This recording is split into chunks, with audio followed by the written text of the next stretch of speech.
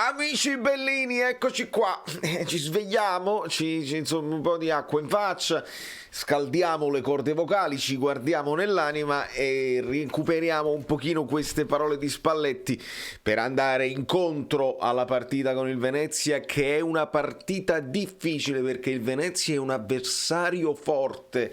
Parole non mie, parole del mister. Cominciamo.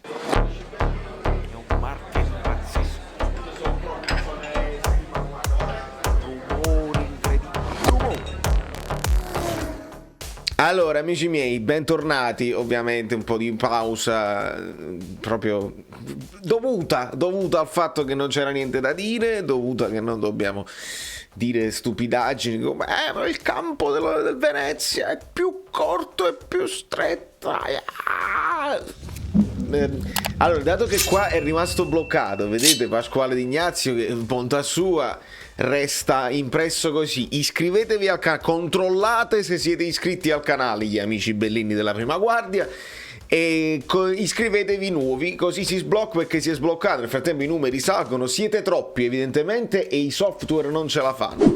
E lasciate un like per Spalletti, che nella prima domanda non cita assolutamente la Juve ma parla solo dell'Inter. Attenzione, già cosa interessantissima from the get go, perché dall'inizio lui, perché gli fanno la domanda del condominio, sempre di queste qua che dopo il mercato hanno preso chi è l'amministratore magari del condominio eccetera eccetera, e Spalletti subito cita l'Inter, dice l'Inter brava, le altre in parti uguali si dividono le quote, insomma così.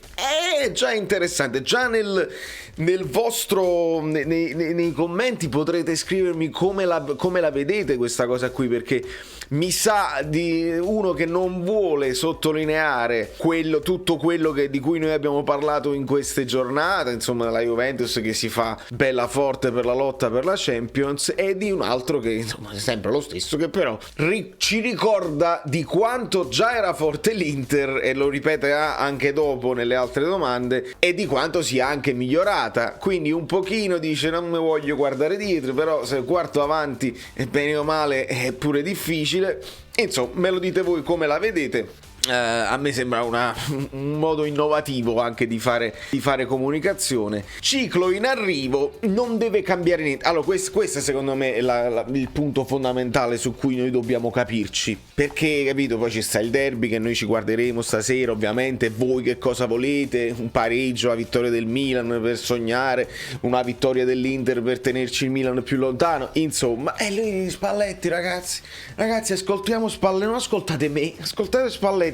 Non deve cambiare niente. Cioè non deve cambiare niente, bisogna giocare per vincere. Il Napoli è una squadra che è costruita perché può, a tutti gli effetti, anche nelle partite dove affrontiamo una squadra più forte come può essere l'Inter, l'Atalanta, il Milan, la Juventus, la Lazio, le squadre più forti, si può vincere sempre, e lo abbiamo dimostrato anche negli anni il Napoli così. Quindi al di là di quello che succede intorno a noi come classifica, non ci dobbiamo scomporre proprio, dobbiamo continuare il nostro percorso.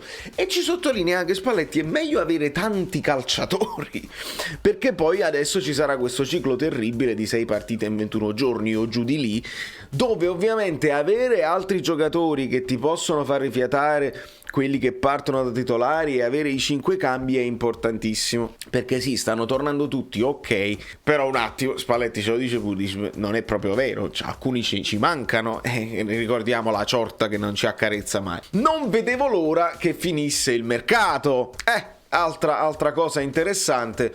Anche io, caro Luciano, non vedevo l'ora che finisse il mercato. Un pochino ci dice, sai, perché potevano insidiare qualcuno dei nostri, la paura di non averli tutti a disposizione quando finisce il mercato.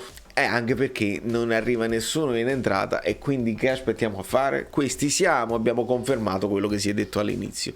Il Venezia è forte, ha giocatori forti e non è un passaggio per l'Inter, questa pure è fondamentale. E non dobbiamo considerare, vabbè, battiamo il Venezia perché poi arriverà l'Inter eccetera eccetera. Spalletti ce lo dice bello chiaro: se non siamo dirimpettai se non siamo a braccetto con l'Inter, è proprio perché il Napoli ancora deve fare questo passaggio passaggio di mentalità caratteriale eccetera eccetera contro squadre più piccole, dove praticamente se tu vieni meno non puoi ambire alla vetta assoluta. E quindi non pensiamo al Venezia come una squadra di passaggio oppure una partita così da archiviare mentalmente. No, affrontata al massimo delle nostre possibilità, perché altrimenti non lo guardiamo proprio l'Inter, assolutamente. Ho chiesto di rimanere così alla società, quindi anche per quanto riguarda il mercato. Si dice che siamo tutti, ma in realtà poi no, e fa bene ricordarci lo Spalletti che ancora Koulibaly deve affrontare questa finale, che Anghissà dovrà fare la finalina terzo quarto posto, perdiamo Lozano, non abbiamo ancora a disposizione un ass, e insomma ricordiamo anche questo. Però siamo abbastanza per fare, abbiamo fatto partite dove ne eravamo 13 praticamente compresa la panchina, adesso siamo abbastanza per imbastire una squadra importante e anche avere dei cambi a disposizione che sono importanti. Quella ricerca del di più caratteriale altrimenti l'abbiamo sviluppata. Poi una parolina divertente sull'intervista di Nainggolan per Spalletti. Lui fa questo passaggio, dice Raja quello è il giocatore senza cover, che non ha senza copertina, nel senso non ha filtri, e lui dice mi dispiace per Raja quando l'ho accusato che prima di una partita erano rimasti a giocare a carte tutta la notte. Non è vero, erano rimasti a giocare a FIFA 2016, battuta del mister.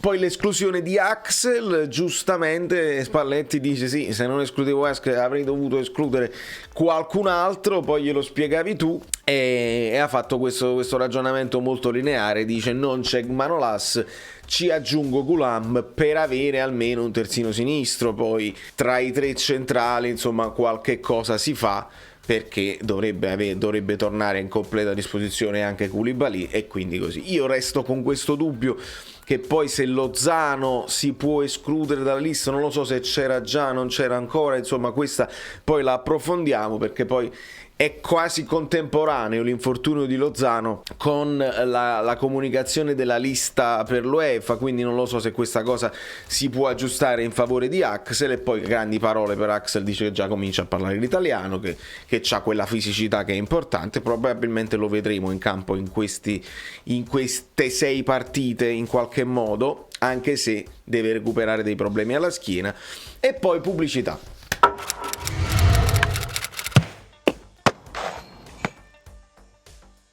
Non è che la voglio mandare io così adesso, probabilmente l'ho mandata prima, la pubblicità del fluido.net, dove trovate tazze, bicchieri e magliette no, pubblicità sulla radio ufficiale, dove ci perdiamo probabilmente la domanda più interessante di tutta la conferenza, dove a quanto ho capito si è chiesto un pochino di Mertens, di Osimhen, della possibilità di vederli insieme, chi parte eccetera eccetera.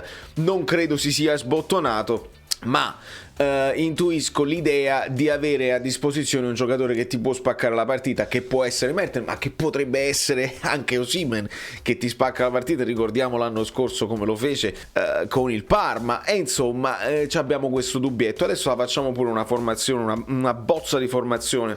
Poi per quanto riguarda la solidità della difesa, nonostante l'assenza di Koulibaly, fa dei complimenti meritati a Rahmani, migliorato in costruzione, e quindi era una cosa che doveva fare. E poi ci dice anche urla a tutti, quindi un po' di leadership in difesa, che io personalmente attribuisco anche a Juan Jesus, perché l'abbiamo proprio visto nei vari frame rallentati, dove lui veramente richiama tutti e tiene tutti sotto grande pressione per tenere l'attenzione e la concentrazione alta, e quindi estende poi i complimenti anche a Juan Jesus.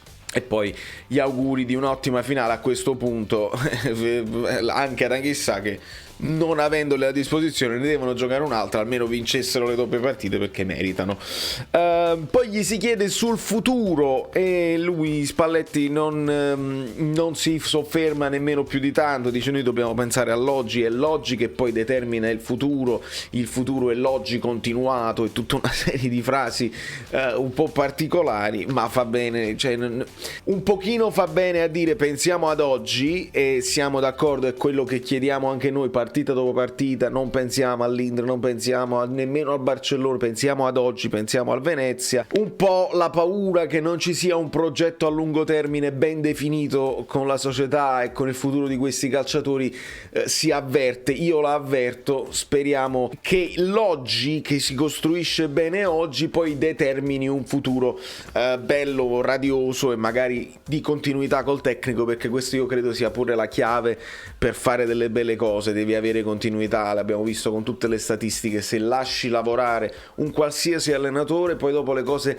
devono migliorare perché ci sono meno incognite, si lavora meglio anche sul mercato perché c'è comunità di intenti, eccetera eccetera. Lozano deve rientrare dal Messico per fare poi delle valutazioni più approfondite. Come un as dovrà rientrare probabilmente, è già con noi, ma ad allenarsi insomma con tranquillità e continuità per la prossima settimana, quindi non ce lo aspettiamo per questa partita ma per le prossime. Signori miei, facciamo a questo punto un tentativo, lo faccio proprio al volo con voi senza indugio. Eccoci qua, tentativo di, speriamo di non essere in maglia rossa. Scusami amica mia, ti accompagno.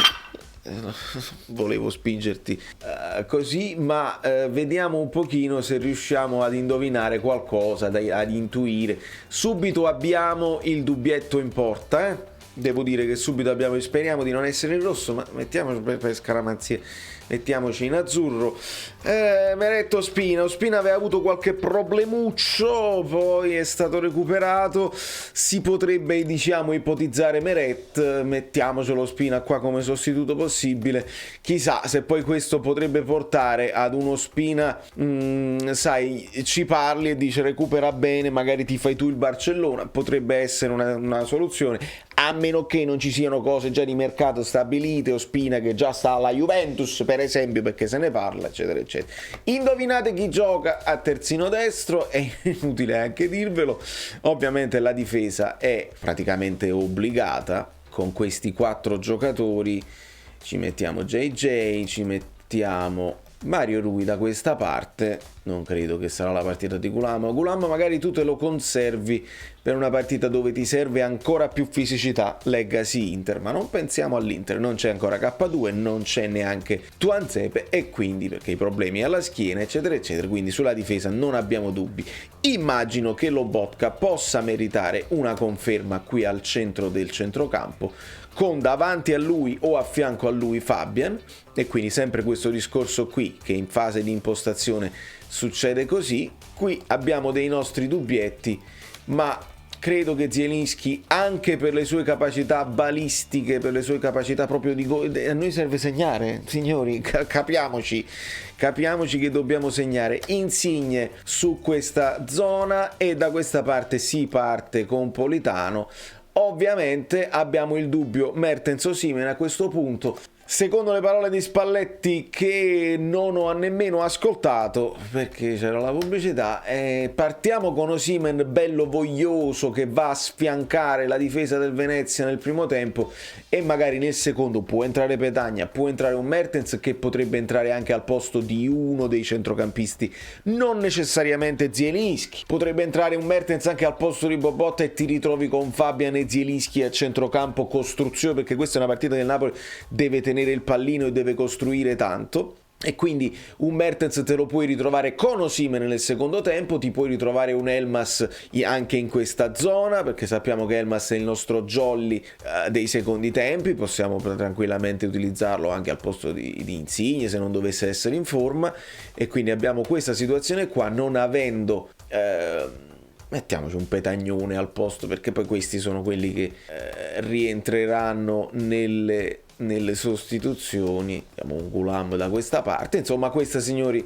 è più o meno quello che succederà domani. Noi guarderemo la partita, poi ci sentiremo live nel post partita, ci sono cose molto interessanti. Nel frattempo noi ce lo guardiamo questo derby senza pensare, senza arraggiarci nemmeno più di tanto. Se vince l'Inter, vince l'Inter, se pareggiano, se vince il Milan, vince il Milan.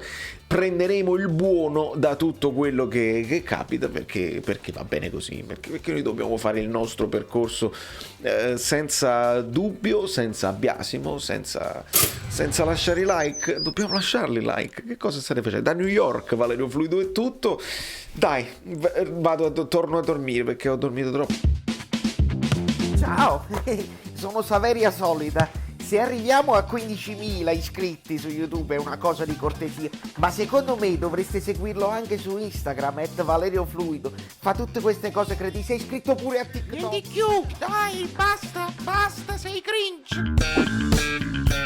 Quante cose.